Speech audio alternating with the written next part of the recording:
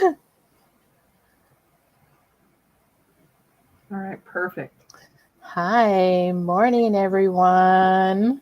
Today I have Althea joining me, a little cohort here, partner in crime. Um, Today we're going to talk about self-fulfilling prophecies and what they may look like, what it may feel like. We all do it to ourselves from time to time, or even often. Our minds will do it just to kind of make sure that we're always in that righteous mind. Like, see, I knew this was going to happen. Um, but yeah, so Althea, you welcome back. You've been gone a week or so, so you want to let us know who you are and where you're at and Sure. All right. So I'm Althea Mitchell. I am the owner of Direct Emotion LLC. I am based out of Riverton, Wyoming, and I'm a certified emotion code practitioner. That allows us to be able to quickly identify and release the trapped emotions that are causing, contributing, and creating and blocking us from moving along in our life. So it's kind of just a real nice, easy, gentle work. And, it's just pleasant. I absolutely love being able to do it. So, Michelle, thank you for having me here today. I appreciate it. you are so welcome. Thank you for joining me today. So I am Majestic Michelle. I help people release negative emotions and the shadow side by working with the Akashic Records. Totally love it. I love the transformation that people make throughout it. And today we're going to talk about, like I said, self-fulfilling prophecies. I know, like, even this last couple months, I've run into people like, see, I knew this was going to happen. Whenever I help somebody, this is always what happens. And I was like, ooh, ouch. And so we're going to talk about, that, and then how we all kind of, how we can work through it actually too, because we've all had to work through it at some point in time. So, Althea, what does self-fulfilling prophecy look like to you? Well, self fulfilling prophecy. It is definitely you proved yourself right, whether you could or you couldn't. Self fulfilling, There's plenty of things in this life that we do that we're like, oh, see, I knew I could do it. Or if we're going along another direction, we say, see, I knew I couldn't do it. Mhm. So self fulfilling prophecy to me is like literally setting yourself up for success or failure, however you decide to do it. Sometimes it is a manner of failing multiple times in order to get it right. But at least I think the best part is being able to keep moving forward, even though. So I, Right. as we fulfill these prophecies, because, you know, I guess we need to understand what is a prophecy. What is that? What does it look like to us? Hmm. Because, I mean, there's many different things that we say or do that we want to have happen or anything like that. And there's many times that we don't even fulfill half the prophecies that we declare for ourselves. Right. I actually like how you touched that self-fulfilling prophecies can also be positive. Mm-hmm. I don't think a lot of people realize that they can be us, and I just blacked out. There we go. I'm back. um, that it's up to us to decide how we're going to do this and everything else. It's not up to anyone else. It's up to us. And we can either, and I was like, another point, like I was thinking about too, as you're talking about whether it's self, positive or negative, there's self fulfilling prophecies that other people can portray on us. And they then go, see, I told you you wouldn't be able to do it. So I remember that in there when I first took my driver's test. My dad looks at me and goes, you're going to fail. And I did. And he goes, see, I told you you're going to fail. Oh, that is rough when people do that. And I was like going, back then you just thought, okay, you're being a jerk. And now it's like, that's kind of like one of those self fulfilling prophecies. So yeah, I was like going, that other people portray and put on you. Well, it's interesting to me how we let other people do that. Mm-hmm. We talk about, I'm a firm believer in choice. Like we have a choice of how we handle everything. Doesn't matter.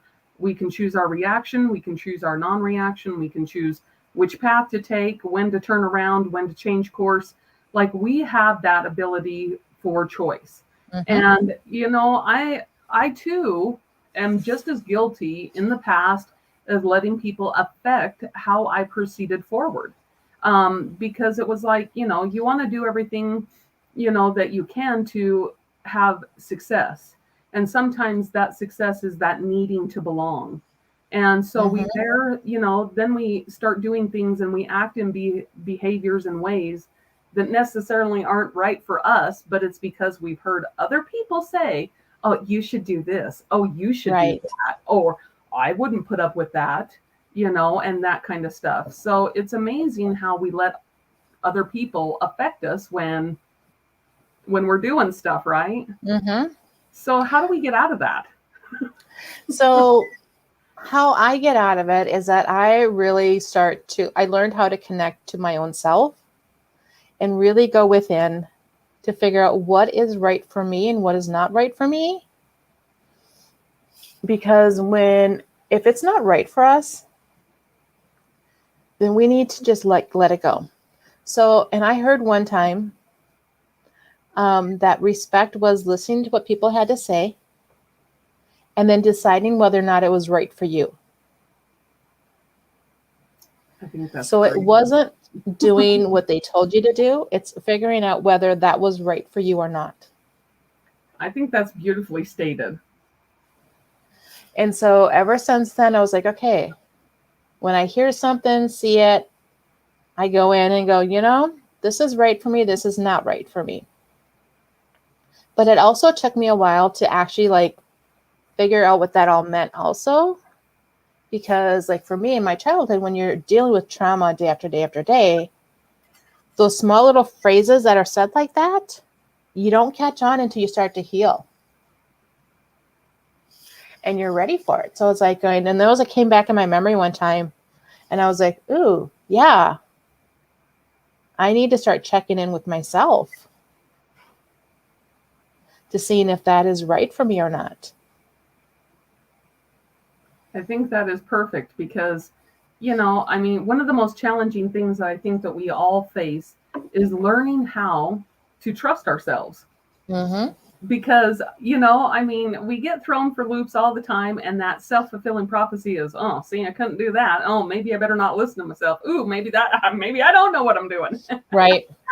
We get caught up in that. And so, learning how to trust ourselves again is one of the main challenges in self fulfilling prophecies and understanding how they work and how we can Mm-hmm. use them to our advantage. Because it's like, you're absolutely right. We all have situations in our life where certain things that have happened trigger us later on. And Mm-hmm. sometimes it is many years down the road. And Yeah. you're like, where did this come from? It just come out of left field, And the famous line of, I think all of us get wrapped up into this is, I thought I worked through that, and Mm-hmm. here it is biting me in the butt again. And it's like, okay, well, obviously we didn't work through it, or we didn't let it go, or we didn't do something. And Yes. so, rather than beat ourselves up about mistakes or bad choices or, choices that have taken us a really long scenic route in order to get there, then why not just be like, okay, it is what it is. Today is new, and here I go again. Because, Mm-hmm. on a self fulfilling prophecy, if you're heading down the right path for you, things seem to click, right? They Mm-hmm. make sense. Things that, people that say, you're like, oh, that makes sense. Oh, I can see how that works. Or, I can see how I can use that to my advantage. If it's not the right path for us, then we get huge boulders thrown in our way. We Yeah. come to a screeching halt. However, even in that, it's what are we choosing to learn? What are we experiencing? Because we wanted the experience of whatever it is. That's why it appeared. And Right. so, how do we handle it, right? So, self Mm-hmm. prophecy, on this earth, we're here to learn. And sometimes those lessons are really great. Right. Sometimes they're like, oh, better change my version of fun. Exactly. Yeah, because sometimes it's that fun part that throws us completely for that loop, right? Right.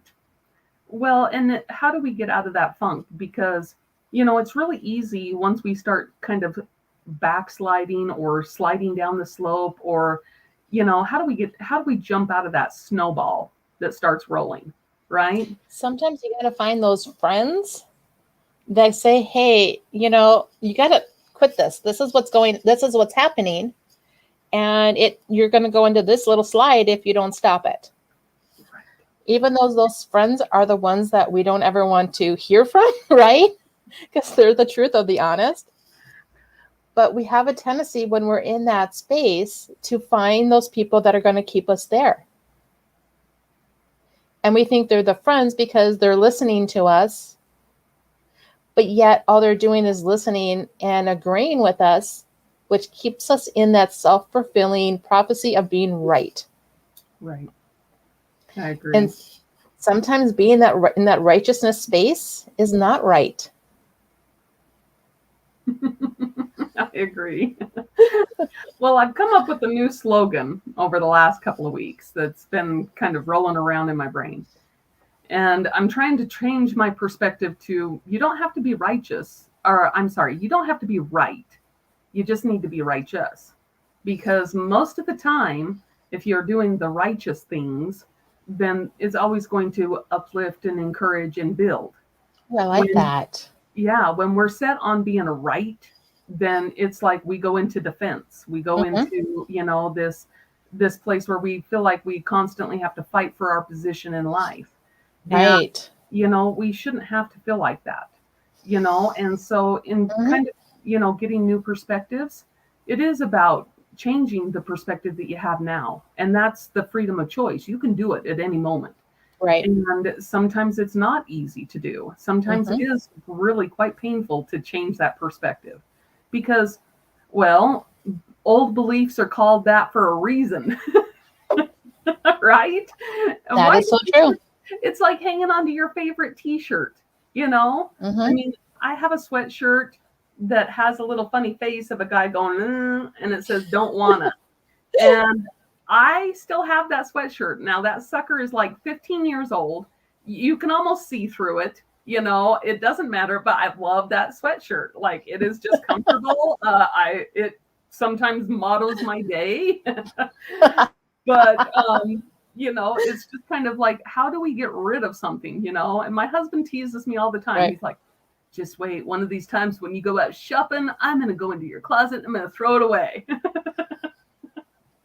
And he hasn't yet. So, hey, that's a good thing. Right. But it's one of those things where it's like, how comfortable are we in our situation? Are we that comfortable where we can't throw that sweatshirt away? Possibly. There's still something hanging on to that. Right. But it's no, I mean, we pick things like that to use as a representation of our situation. But literally, like, so recently, like going through this situation. So for those of you that don't know, my brother-in-law passed away. Now, the sister that he was married to, I've always had a difficult time with. Very difficult. Like, she's kind of been my bully, I guess, through the years. The relationship has always been quite strained. She's about 4 years older than I am. So we were on the tail end of our family. And so trying to work through this, there's been some different situations that kind of arose through this whole thing. And, there's times when I guess I didn't realize how in fear she was of one particular thing, and which is fine. It's fine.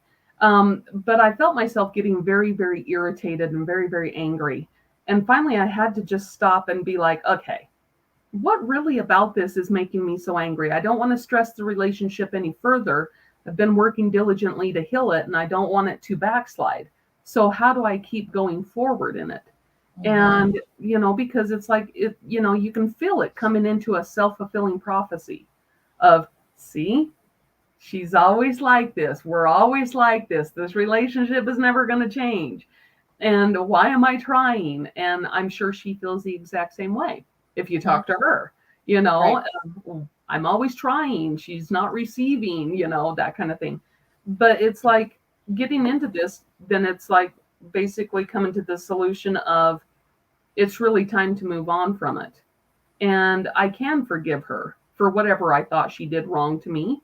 I mean, as siblings, we're always going to have issues, right? Because Right. that's what siblings do. They bring it right to your face and they're like, "Oh, you don't like mud pies? Oh, here's this, you know."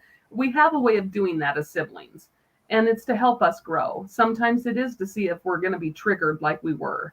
That old self-fulfilling prophecy of Mhm. I'm always like this, I'm always stuck here. And so, like this last week has been kind of an opportunity for some growth in that. And, I think being able to decide that has helped a lot. Just being able to be like, you know what? This really isn't my experience. And it doesn't need to be about me, it Right. can be about her.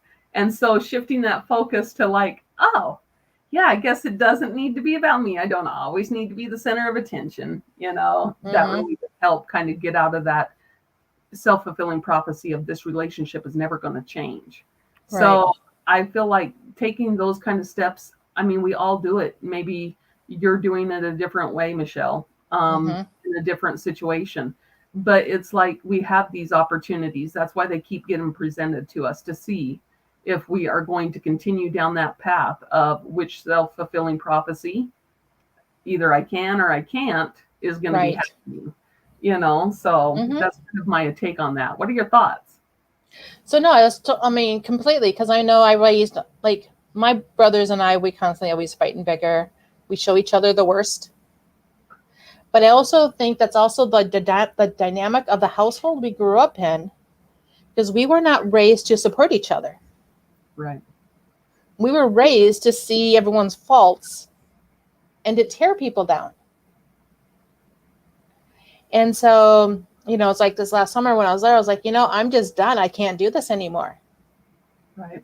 And it's like, sometimes it's up to us to go, this is your deal, not mine. And I'm choosing no longer to participate. Right.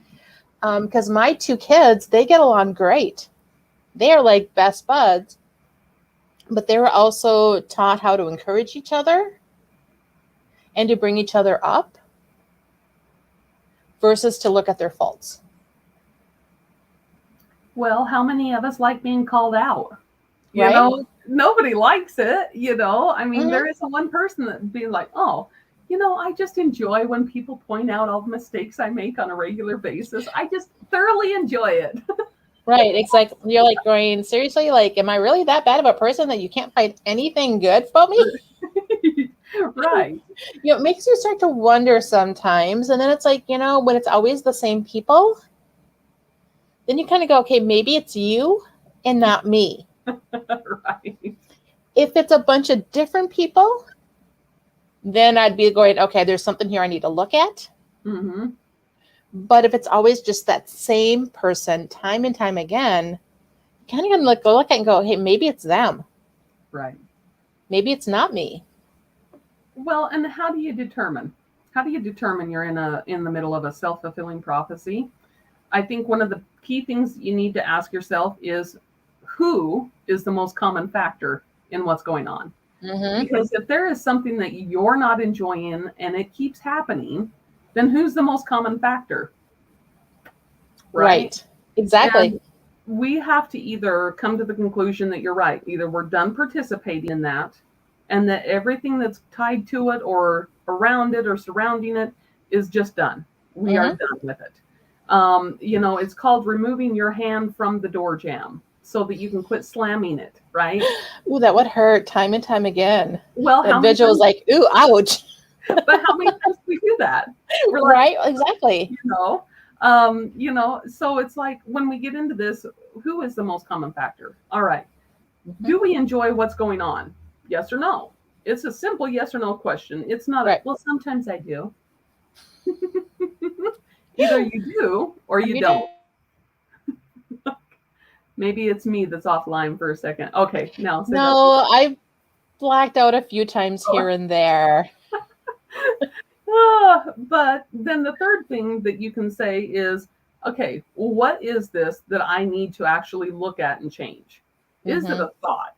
Is it a belief? Is it a standard? Is it something that I need to change because I am the most common factor in it? It's Right. just like, and us, because it is our life, then guess who we got to look at constantly? Right. You Us. have to look at the mirror and go, okay, is this me? Right. Well, You and know? Louise Hayes always talked about mirror work, and I'm starting to really understand the value of it. Mm-hmm. Because, when we look in the mirror, what do you first see when you look in the mirror? Who you truly are. Right. All of our, oh, like, oh, maybe I need Like, some. ooh, I have wrinkles here. Ooh, I have this here. I have this here. You start pinpointing, right? Yes. But when we start, okay, so then we put on our foundation, right? Cover it Mm-hmm. all up. And then we're still like, oh, that wasn't really good foundation. It's kind of like a ring here is filling in. And we still do that. So Right? how do we start getting out of that? I'm different. I'm moving through. I'm changing. We start saying, you know what? Maybe I don't need that much makeup. Maybe I'm just Mm-hmm. only going to wear mascara.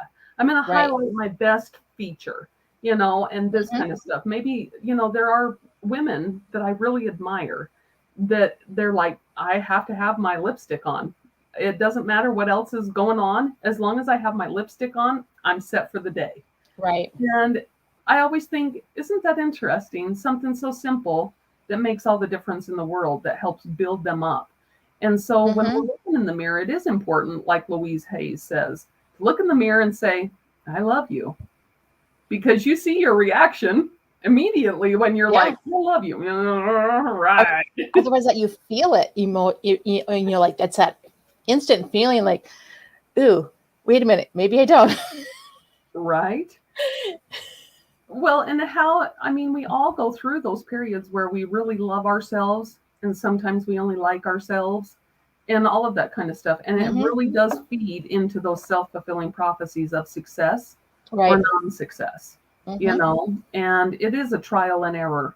And maybe the first 1,500 times that you go into the mirror and say, I love you, you're like, all right, I've heard that before, you know. Right. But until we can get comfortable with it, maybe it is just changing the perspective of, you know what, today I'm learning how to like myself. That's what it Yeah. is, Mm-hmm. and I think going within is something that can help us all develop. Uh, I don't think any of us are perfect where we're at, but Right. I think the effort that you apply into it is very valuable. What are your thoughts Mm-hmm. on effort with self-fulfilling prophecies?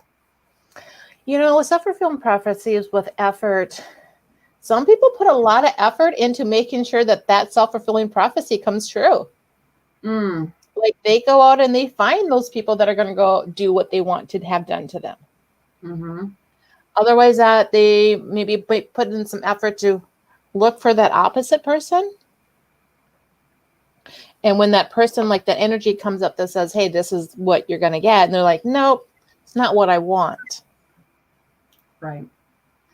And so it takes sometimes a while for us to put in a lot of effort and energy into changing that self-fulfilling prophecy for those other people to show up into our world. Right. I think it's just interesting how that all comes about. Mm-hmm. So I'm going to ask you, Michelle, if you don't mind, would you share an experience that you've had that was a bad self-fulfilling prophecy for you? Let's see here. So the one I'm still kind of dealing with is always around my finances. Like everything will be going just fine. And then I'll be like, okay, I'm financially set. I'm stable. I can like go move into my business full time. And something always happens. And I have to go back to work. It's like going, this is interesting. And I know it stems off of that mind concept of if you have a job, you're always going to be fine. And for me, it's like, well, my business to me is a job, but maybe it's like in my psychic yet, it's still not that way because it's more of a career. It's who I am. I don't look at it as a job. Right. So that self-fulfilling prophecy of the finances moving away is still there that I've been working through. So isn't okay, so let's aspect this a couple of different ways because okay, we call it working from home, right? What happens when people think you work from home? Oh my God, they think you have all the time in the world for them. Right? They're like, "Oh, you can make cookies. Oh, you can do the laundry. Oh, why didn't this get done? You're working from home." And it's like, Right? yeah, I work. I go into my office, I shut the door, and I am at work. And when you go to work, just because you actually leave the location of said house, do you take the laundry with you? you know, there's this concept, right? And so Right. this going back to this the statement of as long as I have a job, I'll be fine. Like how do we Mhm. get this concept along with if you do what you love, you'll never work another day in your life, right? Okay, Right. this is a conflict, right? This is a Right. conflict It belief. is. And so, if you want to change this self fulfilling prophecy of this, then it's like, where is that belief at? Right? Because, of course, it's much easier to see somebody else's situation than it is our own, right? Hmm. And then we kind of go through this mad phase of like, well, why I'm doing this? Why doesn't other people get what I'm doing? I am Right. working, this kind of thing. And so there's lots of aspects that go into this particular thing. And I don't think you're the only one that struggles with this. I have struggled with that. I know other alternative healers that have been starting their own businesses struggle with this exact thing. This unfulfilled, self fulfilled prophecy is what it is because we kind of keep going back to that. And I don't know any of us that don't struggle with this from time to time, this conflict of I am working just because I don't leave the location of said work. We get in our Right. mind that, we go to school, we learn, we get a job, and we're forever taken care of. So getting into this, like this is where we need to start examining. Where would you start if I came to you with this same situation, Michelle? What would be the first thing that you would tell me to look at? So we would start looking at maybe your parents and how they referred having a job and that kind of stuff and what you witnessed and seen and experienced throughout your childhood. Interesting. Now, see, my dad was a workaholic. Like he would leave before the sun rose, wherever, and then he would not return home until after the sun set. But he was self-employed, and he went, got out on the tractor, and what he did was he leveled the land so that the water could irrigate. So he would put that, and it's kind of interesting how he was just a workaholic all the time. We Hmm. only really seen him on Sunday. That was the only day we really seen him. And so one of the things that I've had to work through is that it's okay to take a break. you know, I get passionate about what I do. I get really involved. And then pretty soon I've got stuff everywhere.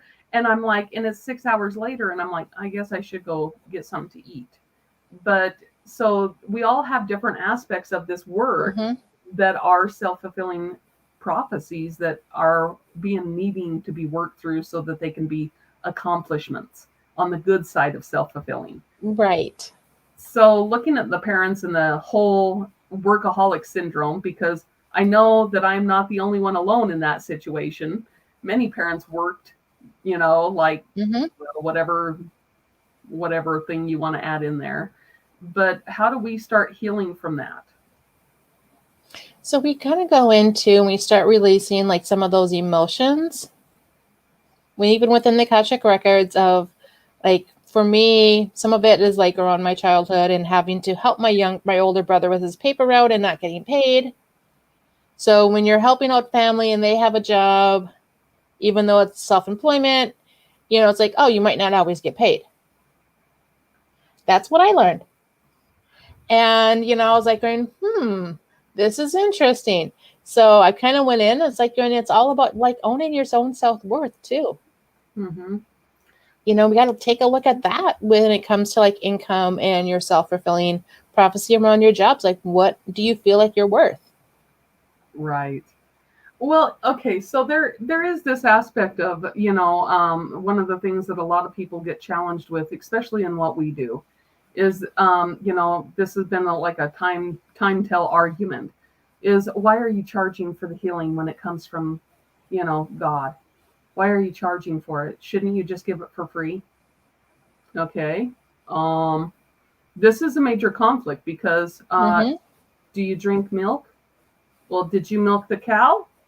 Right? You're paying $4 a gallon. You're paying because like you needed the assistance. Like I don't want to milk a cow.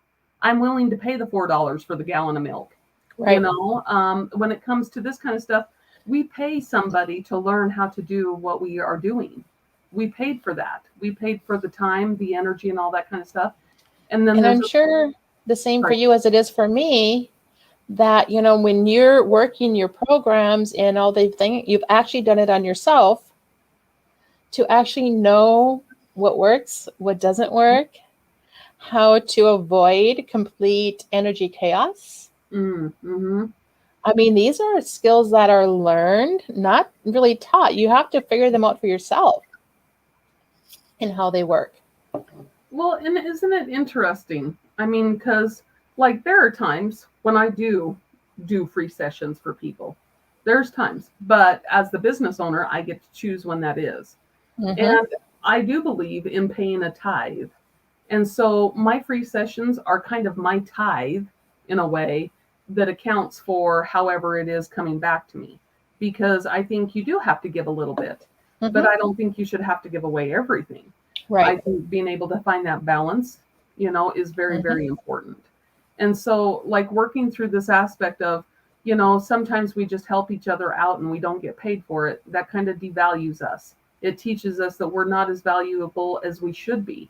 And it's kind of a learned behavior. So, unlearning that can help change self fulfilling prophecies of, Mm-hmm. I don't deserve, Right. and I'm not worth it, or other people don't see my value, whatever that belief is. Right. So it's like, it's very interesting to work through these aspects of it. So I heard one time that, your income is the value of the amount of people that you give value to. And so what I was looking at, like when I was like looking at my everything that people that I've helped in that, as I started having clients that actually felt value within their own life, Mm-hmm. my income went up. Mm-hmm. If they never felt value within their own life, my income did not go down. I did not go up. Mm-hmm. So it's like it also plays off of like your clients that you have. How much are they feeling like they're worth? Right. And what is their self value at when you're helping them? Mm. Well, I think that's a great starting point when you are working with people because we all want to feel valuable. You Mm-hmm. know, even Tony Robbins talked about like that is the number one thing is that all humans want to feel needed or Right. important or valued. And it's like, I find that very fascinating that all of us feel like we're separate, that we're individuals, of course we're individuals, but collectively we're all energetically, Right. in the cosmos here. Totally get what you're talking about. But it's this need to belong. Yeah. We all want to feel like we're a part of. And so I think when we are not getting our own personal needs met, that's when we struggle with the self-worth and self-value, which Mm-hmm. decreases those around us because of us. Right. And so getting this is, I think, why it's so important that, when we start working through these aspects, we do find encouraging mastermind groups, seems to be the favorite phrase, is that Right. we find the mastermind groups that help think like we do. And we keep Mm-hmm. going up and up and up and up until we can get better acquainted with higher mastermind groups, Right. more encouraging, more fulfilling, more interesting groups, Right. right? And And we we're like, yes, because you got to start out somewhere. right. And we all have to help each other through things. Mm-hmm. But yet we don't want to also be that hindering piece Right. that keeps people stuck in their self-fulfilling prophecies. Yeah. That's always the thing. So what is a step that we can take today that can help us get out of our own self-fulfilling prophecy of, let's say, neglect, self-neglect. Self-neglect. Start realizing, or even figuring out what it is you really want and what kind of person you're gonna need to become to have that or to get that. I think that is a great first step. I think that is a great first step. That is something that everybody can do today. Mm-hmm. So I just appreciate the fact that everybody is listening today, and I'm thankful that you have Yes. these roundtables so that we can discuss these kind of important things. Yeah, it's been a great show. Thank you for joining me today. Well, thanks for having me here, Michelle. I appreciate all your effort.